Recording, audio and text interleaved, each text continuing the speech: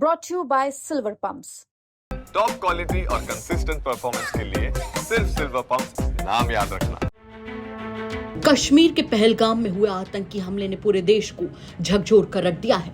हर ओर पूरा देश दहक रहा है बदले की आग में। सभी की यही मांग है कि आतंकियों को मुंह तोड़ जवाब उनकी इस कायराना हरकत के लिए दिया जाना चाहिए। वहीं उत्तर प्रदेश के कानपुर के शुभम द्विवेदी की भी अभी 2 महीने पहले ही शादी हुई थी, लेकिन शादी के 2 महीने बाद उनकी पत्नी का सुहाग उजड़ गया। आतंकियों ने शुभम को गोलियों से भून दिया। उन्होंने बिल्कुल रियायत नहीं बरती। परिवार में कोहराम है। पूरा गांव इस वक्त शुभम के लिए इकट्ठा हुआ है। शुभम का पार्थिव शरीर उनके गांव पहुंच चुका है। चारों ओर दुख की लहर है। लोगों के आंसू थमने का नाम नहीं ले रहे। वहीं से भी यूपी तक पहुंचा शुभम के बचपन के दोस्त के पास, जिन्होंने बताया कि जब शुभम कश्मीर गए थे तो उनके बीच में फोन पर क्या बातचीत हुई। इसी के साथ वो शुभम को लेकर कहते हैं कि शुभम कभी कश्मीर नहीं गया था। उसका ये करना उसके लिए उसके जीवन की सबसे बड़ी भूल बन गया है। एक बार सुनिए आप शुभम के दोस्त को, जो बता रहे हैं कि कश्मीर को लेकर फोन पर क्या बात हुई थी और इसके साथ साथ कैसे वो ताउम्र अपने दोस्त की बस यादों में तड़पते रहेंगे। हम इस समय कानपुर में शुभम के घर पे मौजूद हैं, जहां पर उसके अंतिम दर्शन के लिए लोग यहां पर पहुंच रहे हैं और उनके कई जो दोस्त हैं वो आए हुए हैं। चूंकि इस कतार में एक बार आप देखिए कि किस तरीके से लोग यहां पर पहुंचे हुए हैं और वो सभी अंतिम दर्शन के लिए एक तरीके से शुभम के यहाँ पहुंचे हुए हैं और वो चाहते हैं, उनके अंदर आक्रोश भी है, उनकी आंखें भी नम हैं और कई उनके दोस्त हैं वो भी पहुंचे हुए हैं। उनसे बात करते हैं। क्या नाम है आपका? मेरा नाम मोहित मिश्रा है और मैं शुभम का दोस्त हूँ। 2009 से 9th क्लास से मेरे साथ में है वो, और एक तरह से भाई की तरह था मेरा और बहुत ज़्यादा ही खास था। तो उसकी ऐसी निर्मम हत्या हो गई तो हमें उम्मीद नहीं थी। और कश्मीर और ये सब इंडिया की वो ट्रिप करता भी नहीं था जल्दी, और ऐसी ट्रिप की मतलब वो दोबारा आएगा नहीं, हम सोच भी नहीं सकते। तो इसका हम क्या ही बोल सकते हैं कि गवर्नमेंट जो कड़ा से कड़ा एक्शन ले सकती है वो लेना चाहिए और हमारे दोस्त को इंसाफ मिलना चाहिए। बाहर भी जाता था वो घूमने, लेकिन कश्मीर में जाके इतनी तरीके से निर्मम हत्या होना, ये कभी उम्मीद नहीं, हमारा दोस्त तो मतलब कभी ये कोई सोच भी नहीं पाया होगा कि हमारा दोस्त कोई ऐसे मार दिया जाएगा। हम हेल्थ प्लान और टर्म प्लान लेके अपना वो हो जाते हैं, पर ये इसके लिए क्या ले लेगा कोई।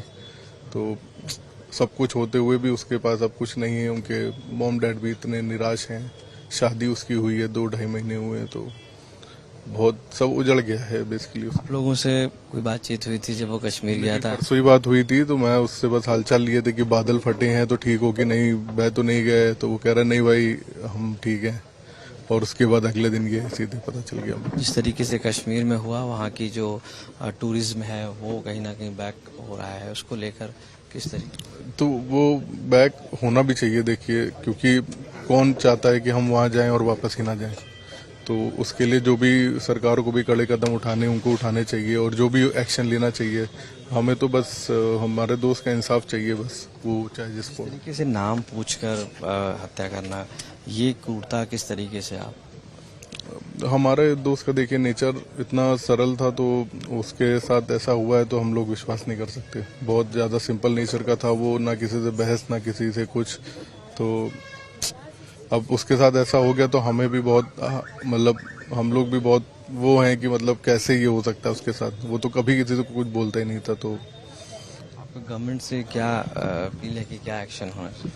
सख्त से सख्त एक्शन होने चाहिए है कि ये बिल्कुल परमानेंट रुक जाए, ताकि दोबारा कभी ऐसा ना हो। बाकी तो गवर्नमेंट खुद ही कुछ ना कुछ एक्शन लेगी। हम लोग बस उन्हीं से आशा रख रहे हैं कि मतलब हमारे दोस्त को इंसाफ मिलना चाहिए बस। आप लोग जाएंगे कश्मीर घूमने? लगता है नहीं, हम क्या, हम तो किसी को भी नहीं सजेस्ट करेंगे वहाँ जाए। पहले के हालात और अब के हालात में काफी सुधर गए थे, बताए? वो हालात सुधर गए, हमें क्या पता, हम गए नहीं, हमारा दोस्त गया वो खत्म हो गया। तो हमें तो नहीं लगता हालात सुधरे हैं।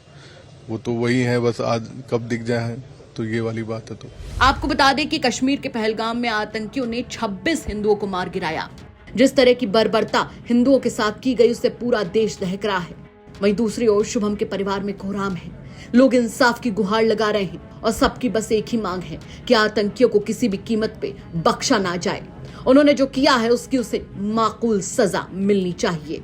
यूपी तक के लिए आशीष श्रीवास्तव की रिपोर्ट।